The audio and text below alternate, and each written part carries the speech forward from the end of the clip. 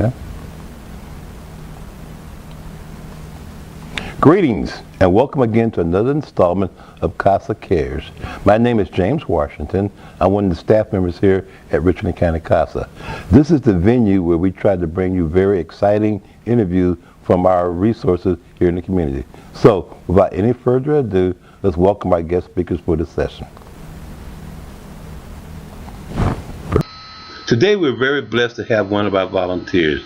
That's right, one of our own volunteers to share with us her very passionate story. For those of you who had the pleasure of meeting Katrina Davis at our volunteer appreciation luncheon last year, you were part of their story. So without any further ado, let's listen to her story. Good morning, my name is Katrina Davis, and I want to thank Casa for asking me to come and share my story. I'm going to start back from age 6 when my ordeal started. A lot of the things in my ordeal started. Growing up, I grew up in a home with a single parent home where my mother never worked and she had lots of boyfriends around, and me and my sister were molested a lot starting at age 6, and I used to run away to this abandoned house to get away from home because I hated being home. And one day I ran away to this abandoned house, and it was so cold outside that I started a fire with newspapers, and the fire got so big in the house that I was trapped in there and I couldn't get out, me and a friend of mine who went down there with me. And we were so scared, we were so traumatized of wondering how we're going to get out of this house, and somehow had to be God got me out of this house, where I jumped out the window in the bathroom and I got out of the house. My friend didn't get out the house. When I got out the house, I must have collapsed, because when I woke up, I was in the hospital with no skin on my face and big blisters on my fingers. And after, I don't know, I had been in the hospital for a month, and after that I realized that I had been messed up so brutally from this house fire, and that my friend, who was the same age as I, she passed in the fire, and that made my trauma even more hard to deal with, because I lost my best friend in the fire. And after that, you know, I lived with the scars on my face. Thank God you can't see them now. It's only a blessing. But as years went on, you know, I missed my best friend because of the things I went through in my home. And when I was 11, all these boyfriends my mother had, she never had a job. One of these men killed her in front of me. You know, he shot her 6 times in front of me and let her die in my arms. And it just put me in a state of shock. I couldn't, in disbelief, and I just couldn't believe that something like this was, you know, it was real, that it really happened. And the sad part about it is, I was sad my mother died in the way that she got killed, but I also felt that I could be rescued from the lifestyle that I had to deal with in my home. So I always battled with that and felt guilty of knowing that her death saved me from abuse, even though it was so tragic. And after this happened, I went to live with one of my mother's sisters, and while living there, her boyfriend tried to sexually assault me, and I ran away because I refused to deal with that again.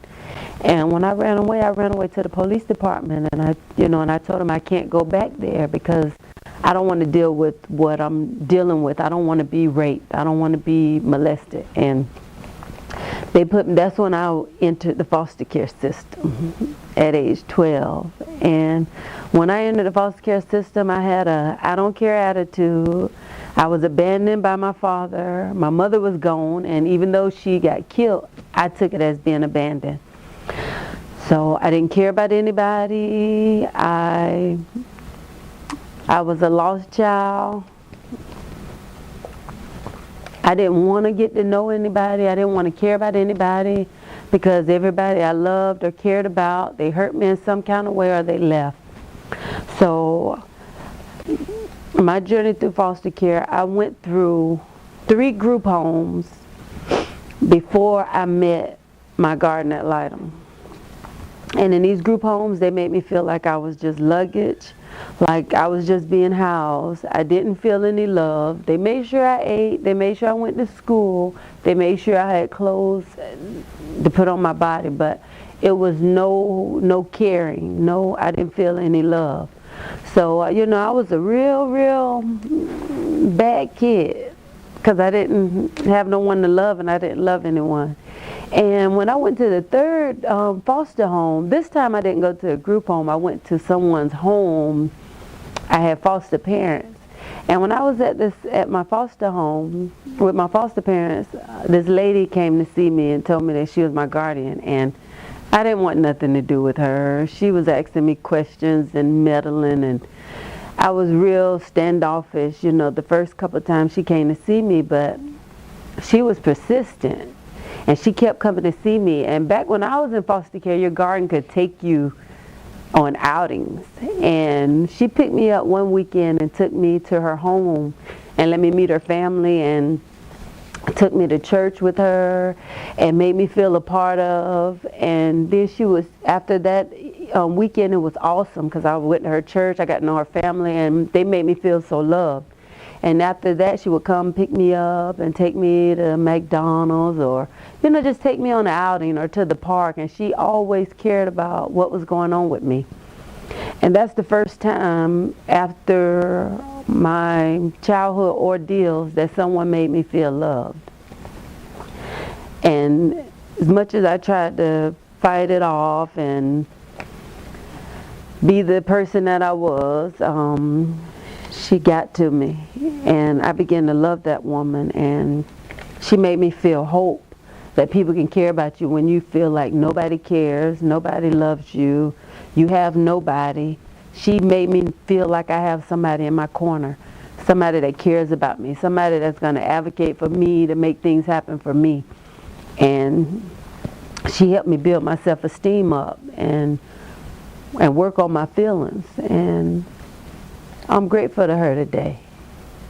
I really wish I could have found her and said thank you for what she did for my life. And through that gratitude and growing up and years later, I never forgot what my guardian did for me. And I always have said, I want to be a guardian. I want to give back to kids what she gave to me. And today I'm doing that. And it is so rewarding. Okay. My early years growing up, I grew up in a single parent home. It was just me, my mom, and my sister, and we did a lot of fun things together. We would walk the Krispy Kreme every Friday and Saturday. We would go Friday before we went to school, and we would go Saturday mornings and we would get hot chocolate because it was on North Main back when I was a kid. They moved it to Casa years later. And that was our fun time. We would have a good time. We would have a good time sitting drinking hot chocolate. And we would go swimming at Mexigrid Park. And we would go to Lake Murray a lot and cook hot dogs. And it would just be our family, and me, my mom, my sister, and my uncles and aunts, and their children, my cousins. And we would have a wonderful time. And my mother kissed me every day in the mouth and told me she loved me. No matter how bad or good our day was, no matter what happened, she always told me she loved me. And I know to this day she doesn't know the things that happened to me as a little girl because it always happened when she wasn't home. So I believe she didn't know.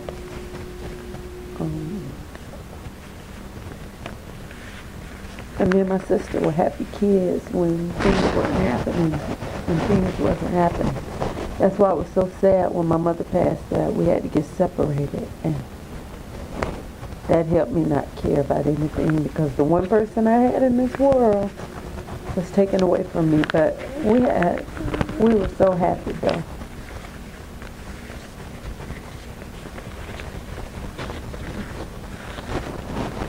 Stay on point.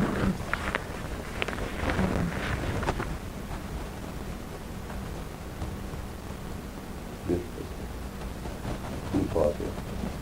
Yeah. That's it. Life in foster care was very hard. When you're in foster care, you feel like you're housed, like luggage. For me, it didn't feel like, it was not a warm environment. You didn't feel at home. I just felt like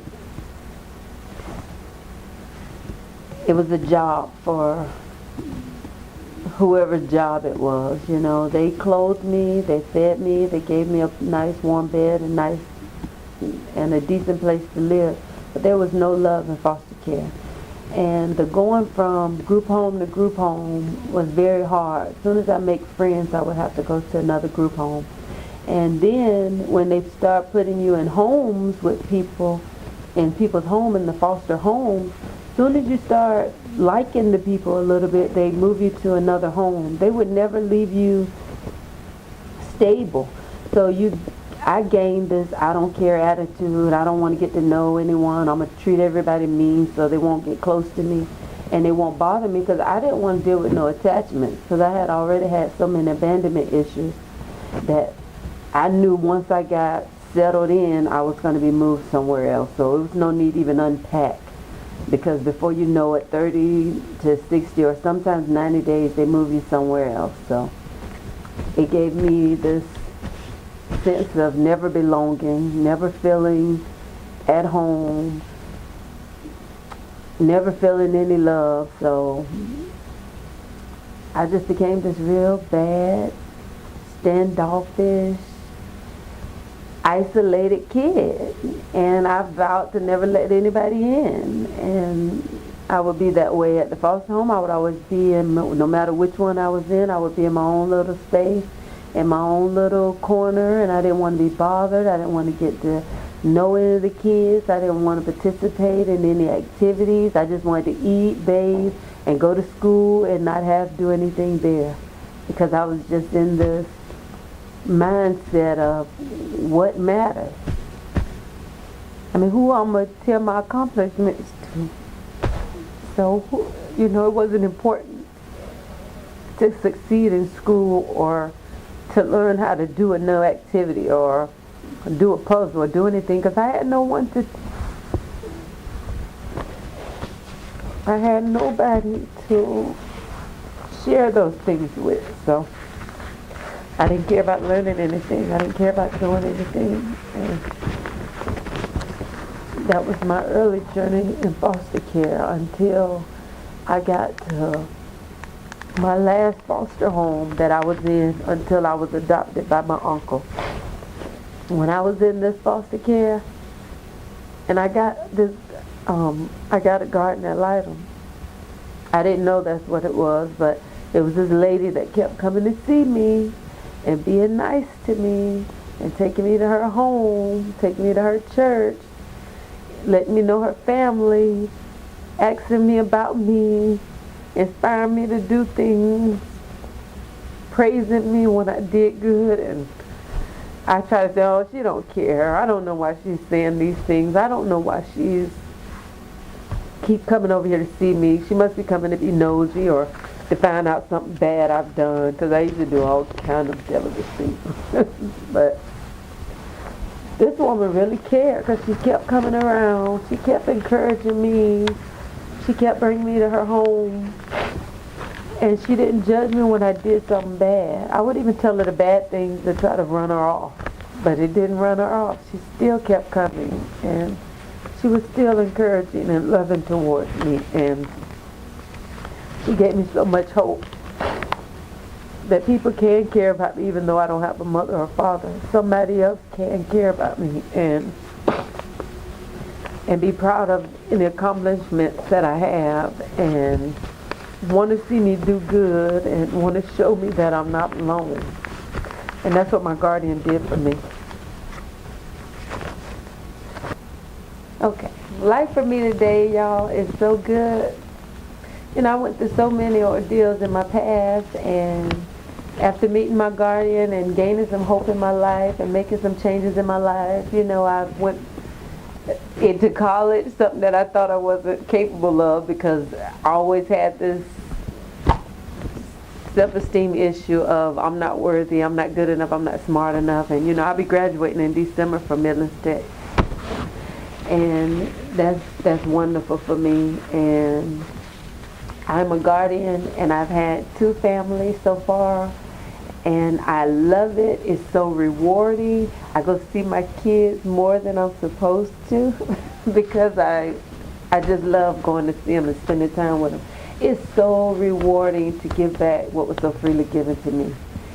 It just does my heart well to be a guardian.